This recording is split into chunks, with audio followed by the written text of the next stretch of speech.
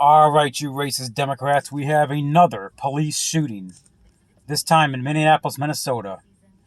Now, I had a interaction with Minneapolis, Minnesota police. I'll put the video link in the description below. My interaction with Minneapolis police. I'm not real fond of Minneapolis police. They are crooks, just like Detroit. Don't get me wrong, but I have to call what's right and I have to call what's wrong. Now, I'm a firm believer. How do I say this? I am totally against, let's just say, I'm totally against no-knock warrants. I'm totally against chokeholds. Okay? And I'm totally against this painting the United States flag with the blue line. I am. I support the Constitution of the United States of America.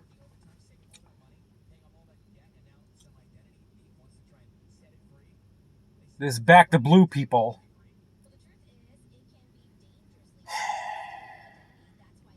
They need to understand that the police is a monopoly. Okay?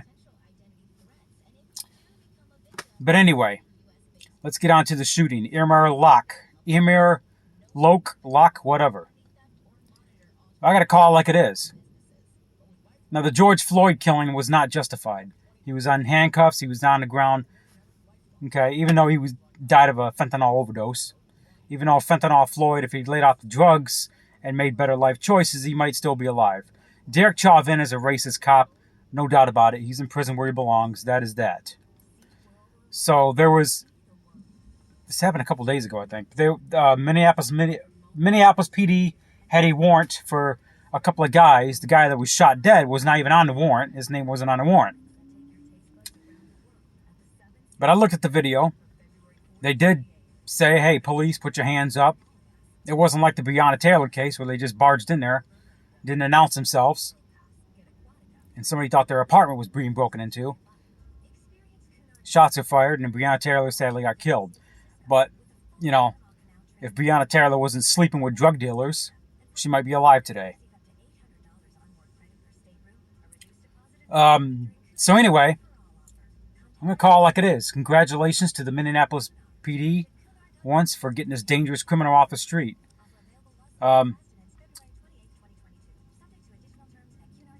They barged in there. They announced themselves. And Amir Locke, what did he do? He pulled out a gun underneath the blanket. There you go. After the police announced themselves.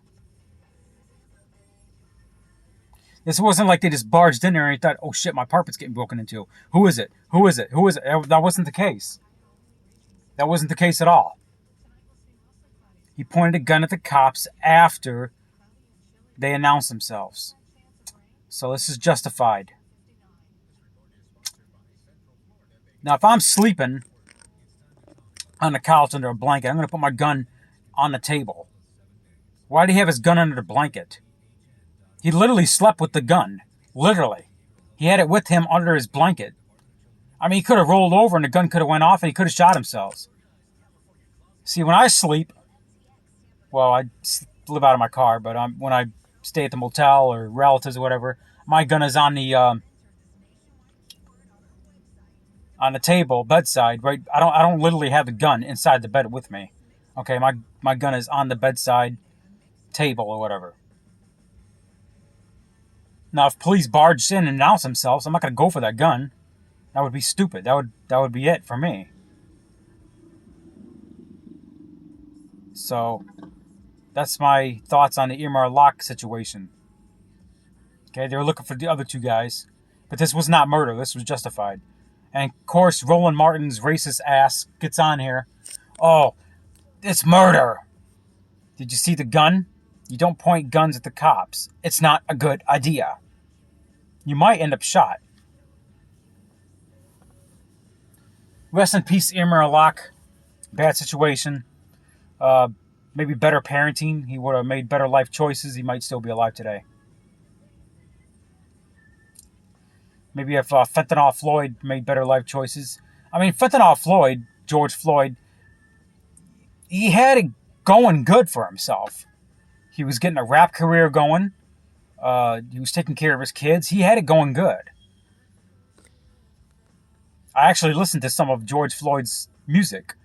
His rap name was Big Floyd or something like that. He had some good songs. He had some good music. He was talented. I gotta be honest. I gotta give credit where it's due. I gotta give credit where credit's due.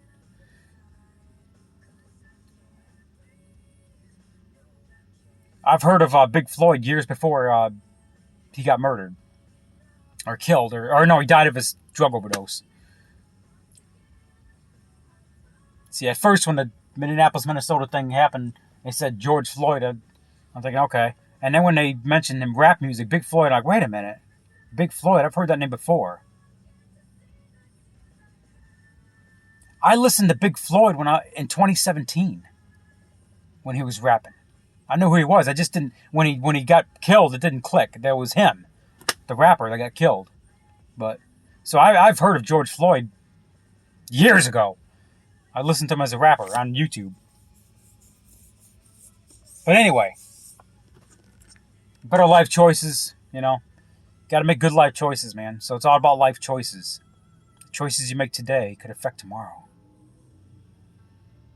Anyway,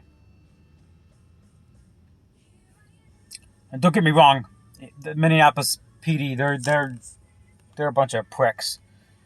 I'm going to show you my interaction with in Minneapolis, Minnesota PD I think it was on May 31st, 2020. It was during the George Floyd uprising. I was in Minneapolis for about 3-4 days doing videos for YouTube during the George Floyd uprising. I actually was in the crowd. I didn't say I did anything wrong. I said I was in the crowd when they overthrew the police station. I got video to prove it. Anyway, I'll post a link in the description below of my interaction with Minneapolis PD and how they almost killed me. They almost hit me with their vehicle. Really, they did. And 4 other people. And yeah. I mean, I was traumatized for a while. I mean, I don't think I ever got over it. But I'll post a link in the description below of my experience with Minneapolis PD on May 31st, 2020, where I was almost killed by the cops. I was almost hit. It was pretty traumatizing, man. Anyway, I'm out.